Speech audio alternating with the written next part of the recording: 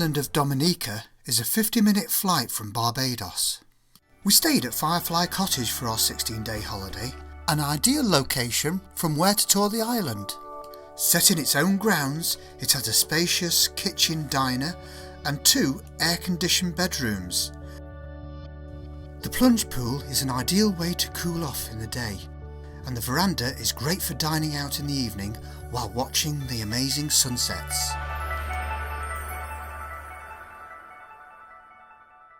Well, we've just arrived at Firefly Cottage, but before that we went into Russo to buy our 15-day Waitukubuli Trail passes, which are the blue ones here. We've also bought a 7-day pass, which allows us access to the national park sites. And we've also bought a book, haven't we? Yeah, at the forestry office they have various books for sale, and we bought this one. It's the User's Guide to the Waitukubuli National Trail of Dominica.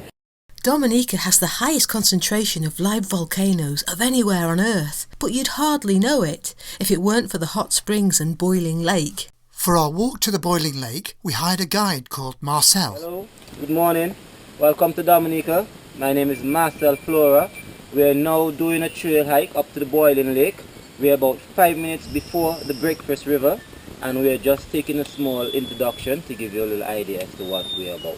What sort of things will we see up there? We will mainly be seeing a lot of volcanic activities, craters. We'll be taking a few hot baths as well, and then you might get to see a lovely view of Martinique at the back of the boiling lake as well. Brilliant. Great, fantastic, let's get on to it. Yeah. Okay, let's go.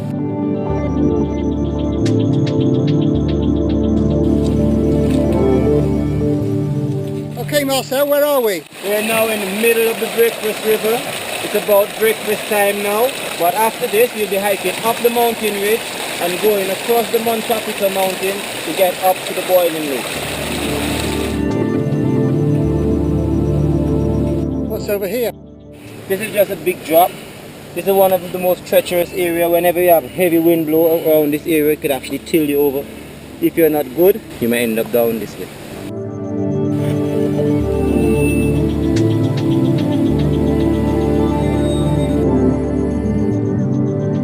We're now going this way. We're going to go right around the mountain top.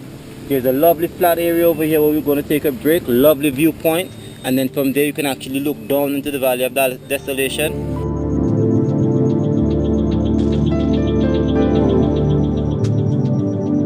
What is this pass called?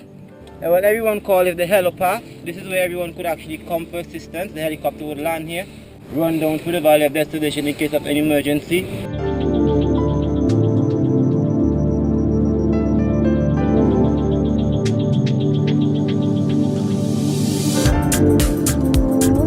Discovered ourselves a couple of months ago what a selfie was, so we told Marcel about it.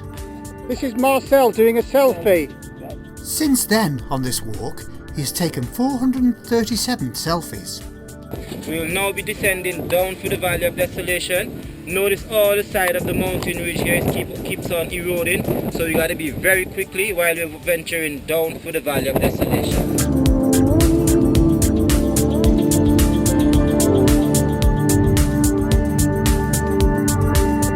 As you can see, there's quite a bit of volcanic craters, quite a bit of the mist escaping up into the air, and then we'll be going straight down through the Valley of Desolation here. Just saying, you can already smell the sulphur. We could smell it coming over the top. We're probably standing in one of the old vents here. Again, they say this area could erupt again, but it would be a water-driven eruption more than likely. Because you've got air up the shorts. Oh, here. What? 438. Just look at these streams bubbling.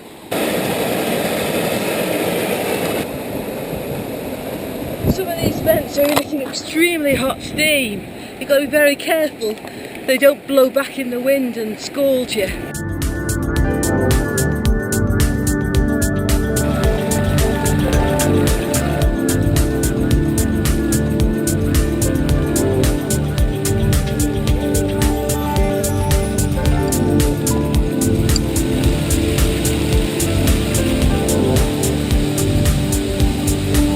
Okay Marcel, what's this?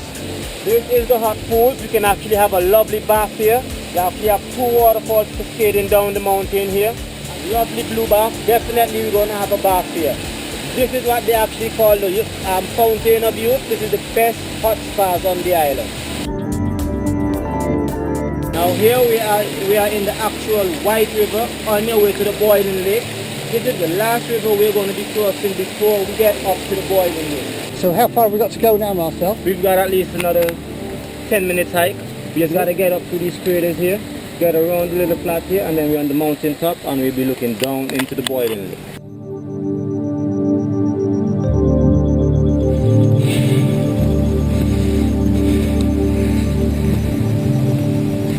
This is our first glimpse of the Boiling Lake. Just look how excited Juliet is. Just like a volcanic crater. Instead of lava, there's water. Well, here we are at the Boiling Lake. Absolutely fantastic views of it. As it clouds up. I've got some information off the internet about the volcanics here.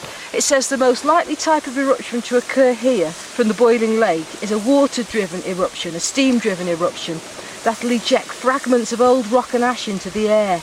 These are very common in geothermal areas. It's not a true volcanic eruption because it doesn't erupt fresh magma, but it can emit dangerous gases. We then retraced our steps, looking at the flora and the fauna on the way back. And these here are special type of leaves as well. These are actually known as bracts, and the actual flower comes from the center here. You know, covered with water, but that's where the hummingbirds would actually get the nectar from.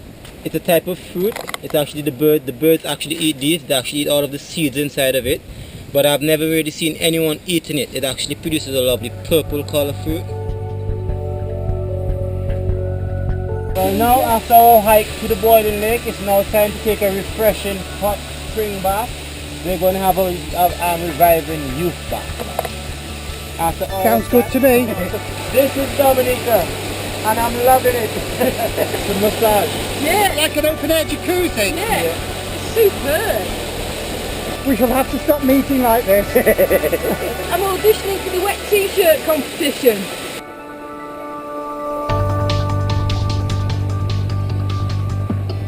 Okay, it's time to do an egg.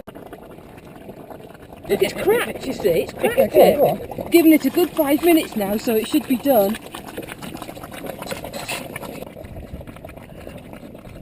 Look at that. Wow, break it open. Let's have a look. Such a waste. Proof of the pudding. Whoa! Look at that. Fantastic. Let's have a taste. Just like it was done at home.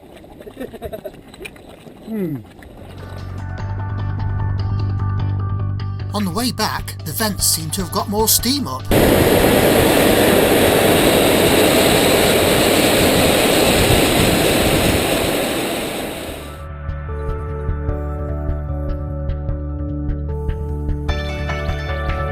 We were very lucky to see these birds on the way back too.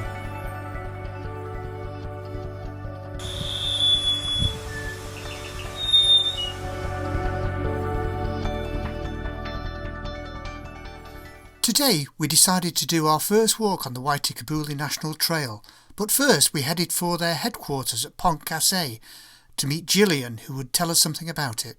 Hi everyone, my name is Julie Robinson and I am the Promotion and Resource Development Officer at the Waitukubuli National Trail Management Unit. The Waitukubuli National Trail is divided into 14 segments. It starts in the south of the island and it meanders its way all through 32 communities and ends in the north of the island at the Cabritz National Park. We decided to set off to section 1, which is Scott's Head, but there was a slight problem. And we've driven down to Scott's Head, the very southern tip of the island, to attempt to walk the first stage of the trail, but we've just been told by a local the winter storms have caused a huge chasm to open up on the first stage, so we've just gone along the coast a little bit further north and we're walking that same stretch, but we're doing it north to south rather than south to north, and we'll get hopefully to where the crevasse and the landslide happened. We headed up through the village of Galleon to meet up with the trail. We're looking down on Scott's Head and Scott's Bay, and it's a circular bay. That's because this whole area here is actually a volcanic crater, That's why the champagne pool's just a little further along here, and it's got the gas bubbles coming out of the ocean. It's still pretty volcanically active. On the way, we saw a lot of monarch butterflies and checkered snakes. It gets its appearance from a white spot on every one of its scales. We soon reached the flat, grassy meadow summit of Morne, which was once the remains of an 18th century coffee estate, and also a filming location for the Pirates of the Caribbean. On the far side of the plateau, we came across the landslide and could go no further, but it afforded spectacular views over the hill at Scott's Head. We then retraced our steps and went back down to the coast via Soufriere. The walk up Scott's Head took about 10 minutes, but there were some brilliant views back along the coast.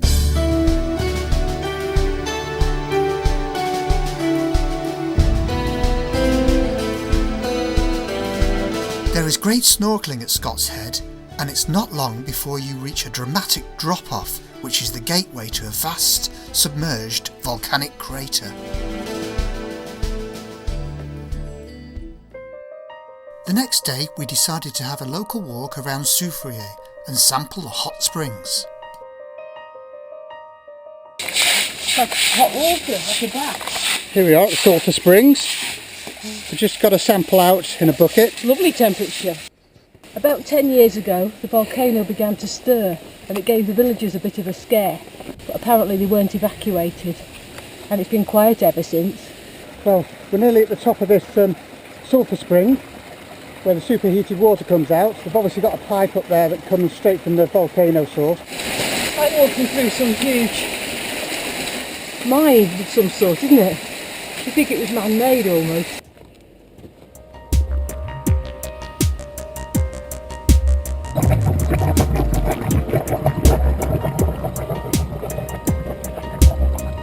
Everything's steaming here. Well, it's very, steaming and bubbling. very, very active.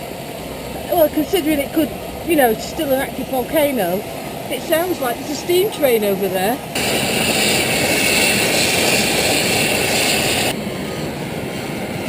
This is seriously hot. See the colour of that stream? Yeah, I don't know what's causing that.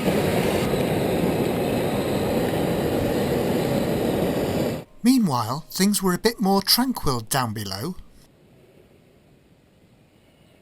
We're doing segment 2 of the Waitukubuli Trail, and we're parking up at the Soufriere Sulphur Springs, setting off from here, following what is described as an old slave route through old estates and old farmland. We're walking up a series of hairpin bends called the 14 détours onto a plateau where there's a lot of farming now. It was once part of a big plantation, and one area up there was owned by the famous author Jean Rhys, who wrote The Wide Sargasso Sea.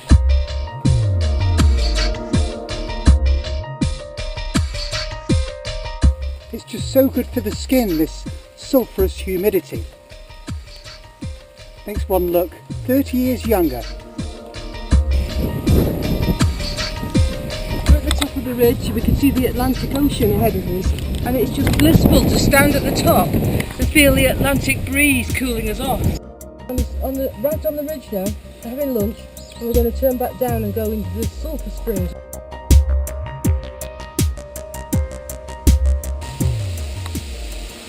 These pagodas make it look like it's a stroll in the park, but I can assure you it isn't.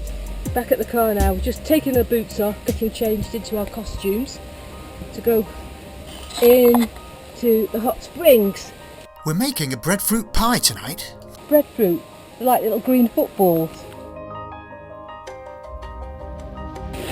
While we've been walking, our bath's been refilled by nature, and it's ready for us now. A hot bath, what more could you ask for? This is what you call a real outdoor hot tub. The water's heated by the volcano. How long are we supposed to stay in here for? I don't know. 3 seconds. Do pass me another G&T, darling.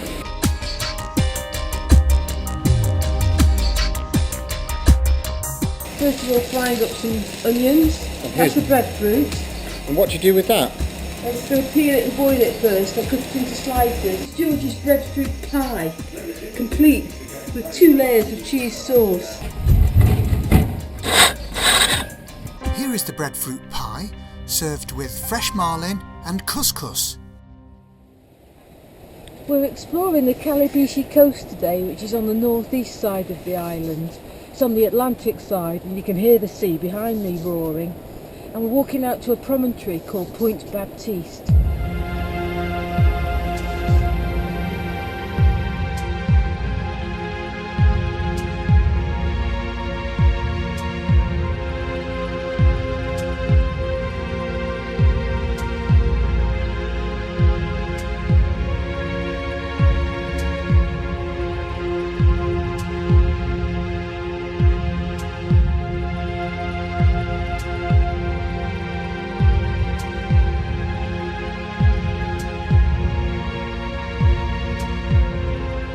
Our next stop was the #1 beach, which was used in the Pirates of the Caribbean film.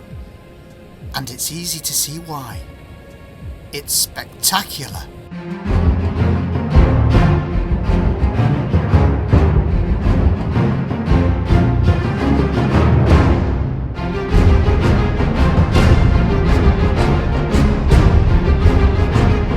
Captain Jack Sparrow is pursued down the beach by cannibals. So this is a film clip of one of the takes.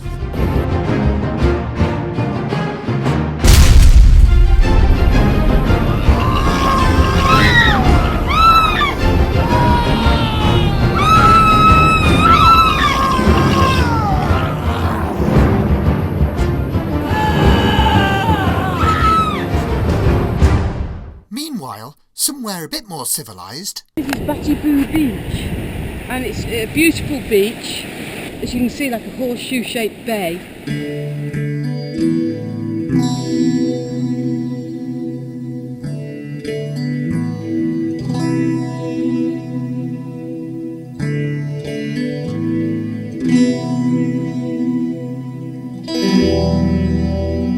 Be sure to look out for the hummingbirds on the way back from the beach, drinking from the stream.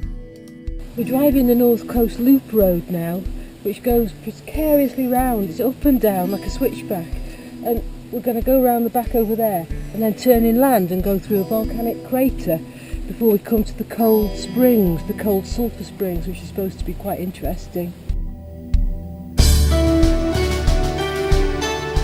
There can't be many places in the world where you actually drive through a live volcanic crater.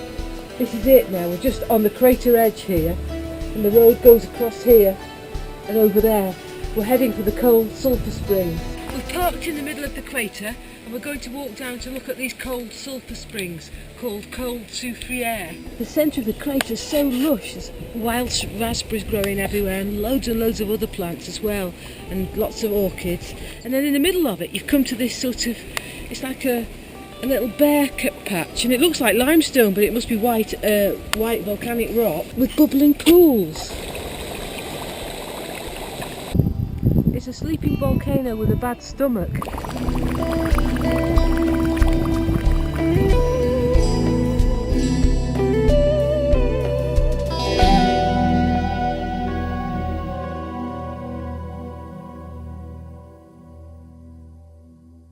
This afternoon, we're visiting the Trafalgar and Middleham Falls, rounded off with an evening walk to Tusanti, otherwise known as the Stinking Hole.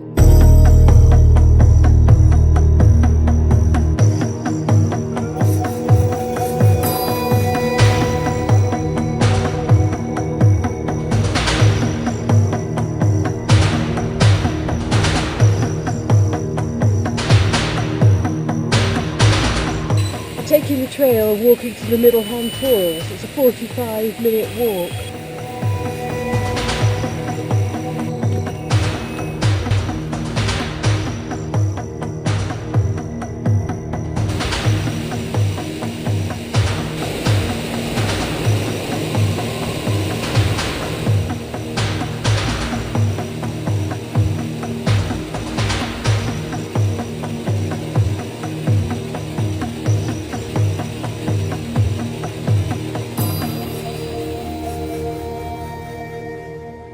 Well, we've just arrived at Tusanti, or the Stinking Hole, which gets its name from 2 colonies of bats which live in this hole behind us, which we hope are going to emerge at sundown, which is about another 20 minutes hopefully.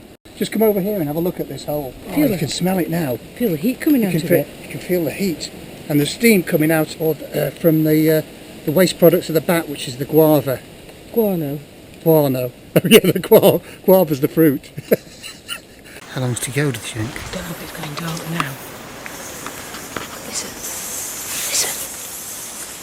Can you hear them yet? Yeah.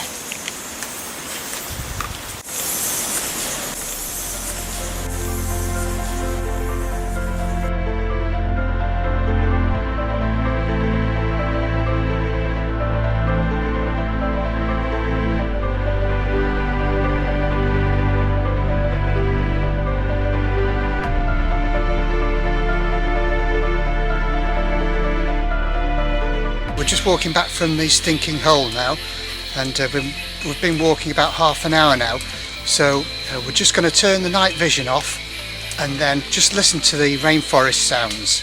Okay, now.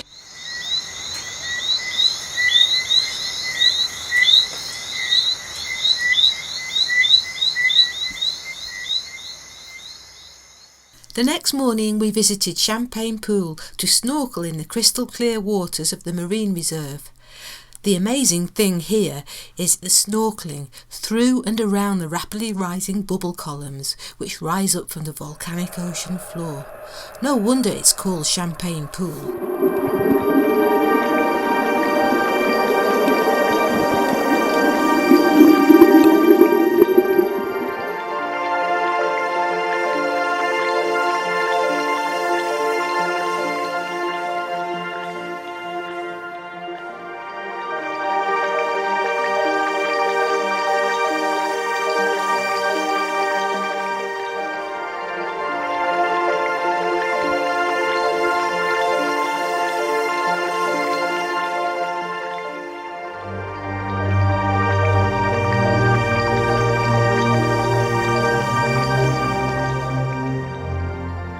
Guess what? We're going whale watching this afternoon. I don't know how far out we're going, but we're hoping to see female sperm whales with their calves.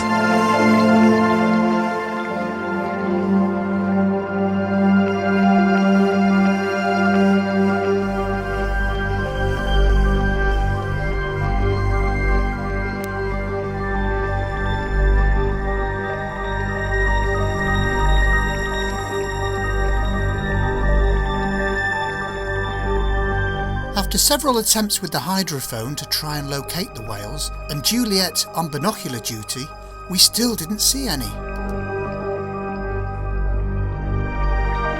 But what we did see were dolphins.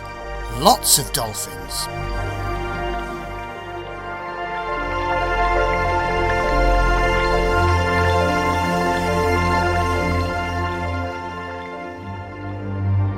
We've just seen a pod of 50 bottlenose dolphin, and they're feeding off flying fish.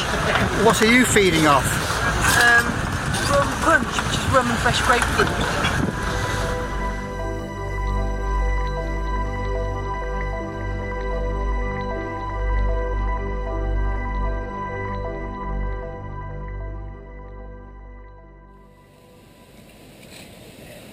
We're walking up section 7 from Hatton Garden Bridge through farmland. A lot of it at the moment I think is no longer in use, and it will head up through more cultivated, actively cultivated farmland before heading into the rainforest. It doesn't get any easier, does it? No matter how many hills you walk up, it's still a hard, hot job. When leaving the bush on this part of the trail, you enter farmland. Be sure to look out for a very kind farmer called Bebo Valentine, who will gladly show you around his farmland and the produce he grows. We started with sugarcane. You won't believe this is sugar you're going to eat. Now, you want to taste that. Taste that? Yeah, taste that. Break it off, we can break out. What? No. Yeah, break it off, we can break out. Don't be shy. Oh.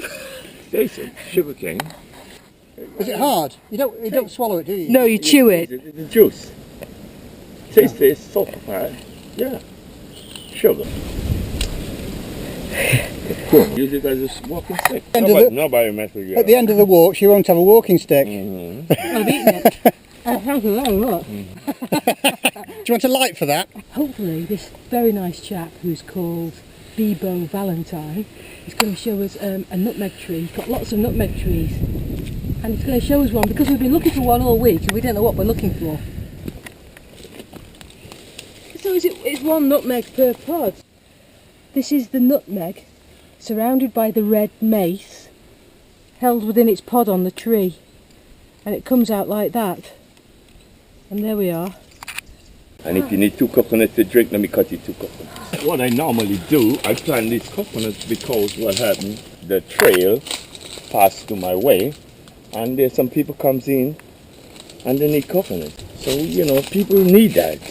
They need that because sometimes you don't want water, you want to drink the coconut. It's good for your kidney, you know. Yeah. Very good for you, isn't it? This Yeah. Do you drink a lot of coconut? Yeah, flush you out, make you feel cold. You know, good for your kidney, good for you. I have to drink a lot of coconuts because I live on the farm. Yeah, good for you. Good Thank for you you. very much. Very good. I've got a lovely set of coconuts. How long will it take these young nutmegs to grow into Oh, trees? this is 5 years old.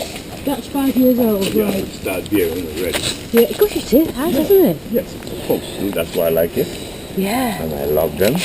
What's in on these? We've seen These this are the quite a bit. yam. These are the yam. This is the same yam, but they're different kind of yam. The white, the yellow. Let me show you. Let me see if I can find you one. You can see them, can you? Sticking out. Yeah, it's right here. And you cut the top off, right off, Oh yeah. and then you take your hand and you look for him. And here he comes. Nice Wow. baby.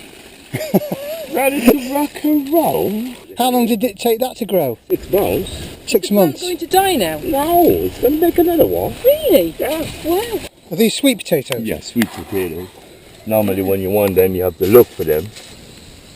See, they come like huge. They come Oh, bigger that's- than these. Yeah. You can eat this like this. You wash them, and you can just eat them. Right. Yeah, you can. We're just heading back down to the car now after our culinary tour of tropical food products. People insists on taking the sugarcane with us. We've forgotten it. The only trouble is it's about 10 times heavier than my lightweight walking poles.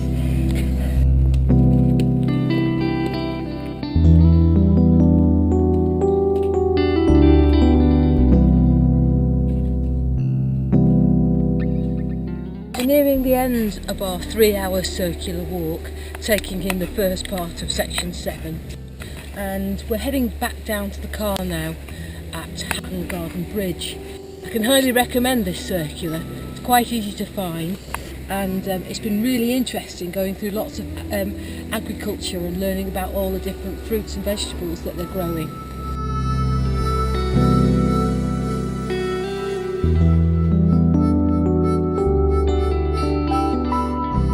Today we're walking up Morne Diablotin. It's a climb of over 3,000 feet. Just listen to Juliet's enthusiasm about doing this.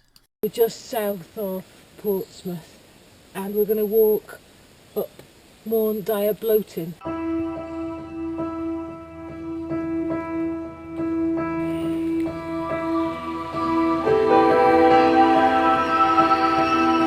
We've been walking for about 3/4 of an hour now, and as you can see from the previous shot, it's uphill all the way still.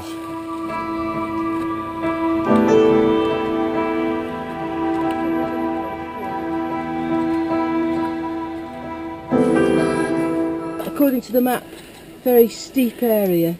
It might not be quite as bad now, and then it certainly levels off a bit towards the summit.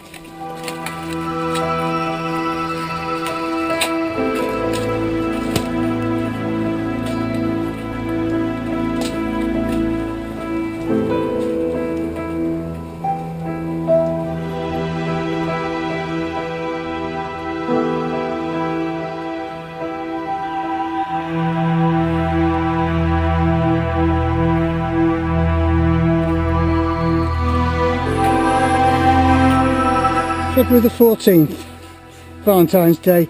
Everybody else will be having romantic dinners. We're having a romantic walk. Yeah.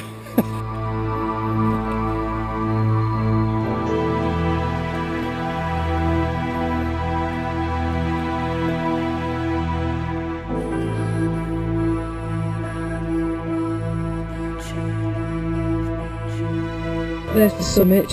How many metres away? About 300. Well, we think they're on the top. Wonderful views this way of the Caribbean Sea. First bit of a view that we've had all day. That's where we've just been. And a wonderful walk is had by all.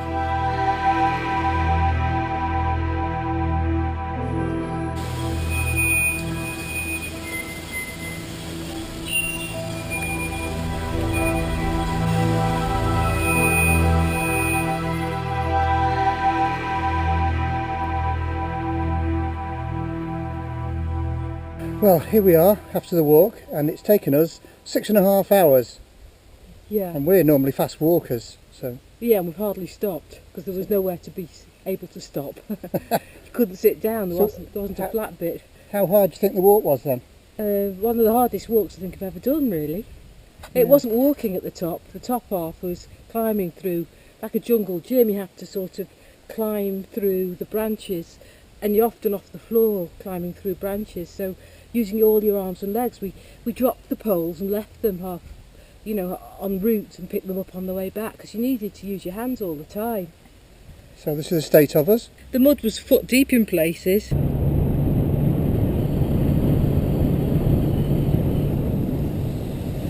Today we're walking section 6 of the Waitukubuli Trail, and we're walking to Castle Bruce. We've been dropped off in Pataka, and we're walking down to join the trail, which follows, I think, part of the old colonial road nearer the coast. And we're in Carib territory, and it's a beautiful section of coastline, absolutely gorgeous. We're entering one of the Carib villages now. I can hear a drum beating and also the smoke ahead.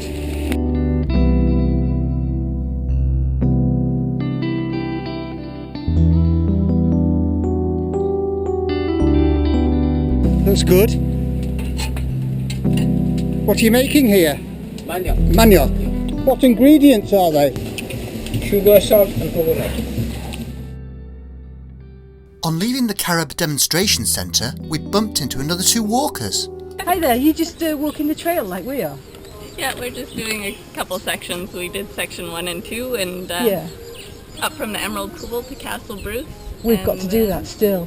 This morning we went from Castle Bruce up to here. Yeah, sounds like you're doing it like we are, bits and pieces. And we did the Boiling Lake walk. Yeah, we did that one too. We found that easy, did you? Oh yeah, it was a breeze. No. A breeze? I think it took us like 4 days for our calves to recover. Before we could walk. What was the weather like when you did that one? It was actually nice. Was it? Good. Yeah, we started really early in the morning, so we were back down to Tichu Gorge by noon, I think. Were you? What time did you set off then? We set off at 8. We set off at 7. Did you? Yeah, so you probably didn't see anybody else. No, just as we were coming out, all the groups were coming in. So. Yeah, it's well worth setting off early, isn't it? And then you have it to yourself. Yeah. Well, have a good time. You guys too. So, might see you again sometime on the trail. Yeah, I think we're going to head up It's to so Calabi. cheeky. It's so cheeky. Okay, bye. Bye. Bye. See ya. Have a good hike, you guys.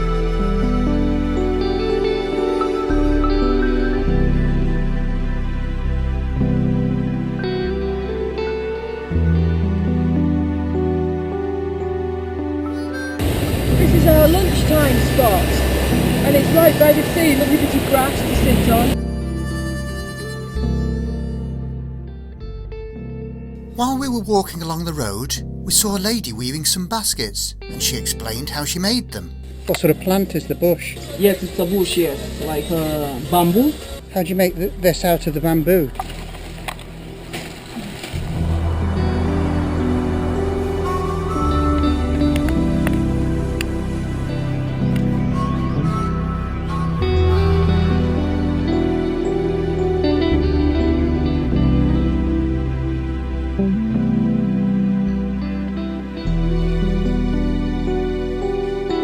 So now you get the strands and you thread them through. Some water in it now. And these are the finished articles. We've just bought these from the lady. The black bits, according to George, are made by soaking them in the mud for 3 days and then leaving them out in the sun to dry.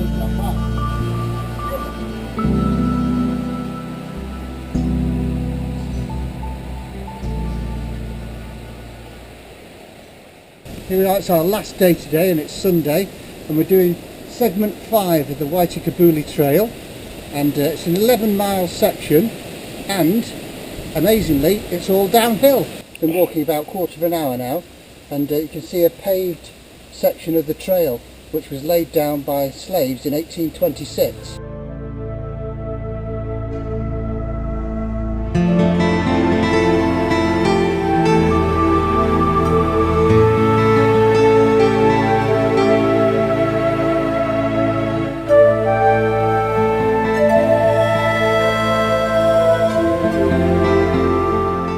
The first vista that we've come across. We're walking about an hour now. And it's just like a muggy, warm summer's day in England. We've arrived at the World Heritage Site of the Emerald Pool, and luckily there's no cruise ships in today, so it should be quiet.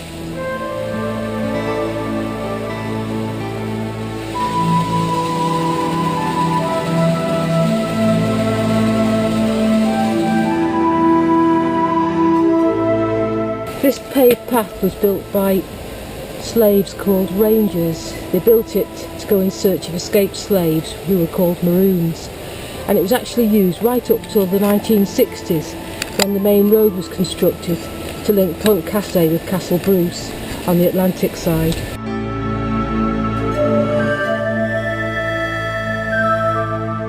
What have you got there? A grapefruit, of which they're for sale everywhere because it's the grapefruit season.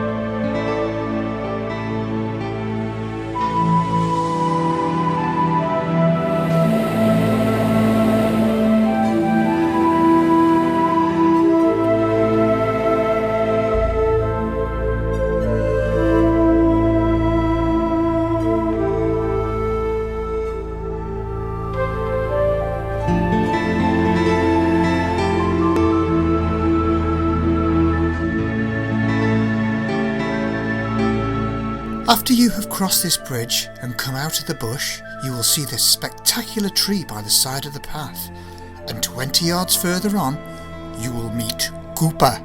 I'd like to introduce you to Cooper, and he's got a lovely wood-burning stove in his shed. Yeah, man. So, do you want to go over to it? Yeah, man. Thank you. Look at this. And he cooks, what do you cook? Do you cook the crayfish on it? Well, yeah, we cook the crayfish, we put it in the pot, and then with the water, and then puts it over. People walking the trail, do you cook food for them? Yeah. So do you live here? Yeah, man. Yeah. I'm living there, man. Oh, here? Yeah, man. I am going to set it up, add more to it, you know, by next month. It's lovely, this is. This Yeah. is your garden. Yeah. Have you planted these? Yeah, man. I planted everything, man. Look at these. What do you call these? This is coated flowers. There's crotons at home. Right, Yeah. right. Them as house plants because it's too cold in England. Okay. In the UK. Okay. And I've tried them. We had one for a few years, but slowly the leaves fall off and they die. Okay. Because they're not meant to be in a house. Cooper then showed us his homemade spear gun. Oh, what is it? That's for fishing in the river, for fishing. That's to show you how dangerous it is. So it's set now. Yeah, it's set. Okay, And where are you going to fire it? The spoon lets it go. Where? Oh, the spoon, yeah, let's have a look. Okay, Yeah. It's like this. It's good like this. yeah. I didn't even see it. Yeah, it did. You have to have it in slow motion. Yeah, this is a plant. Yeah. What's this? Passion fruit? Yeah, that's passion fruit. Lovely. We've got a road, a grassy road to walk down Yeah. with flowers either side.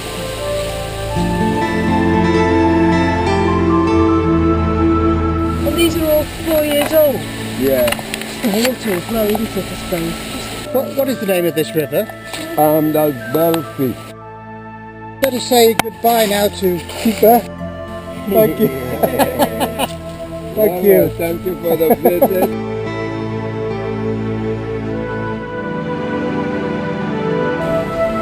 After a section on the road, we're back walking the final section through farmland into Castle Bruce.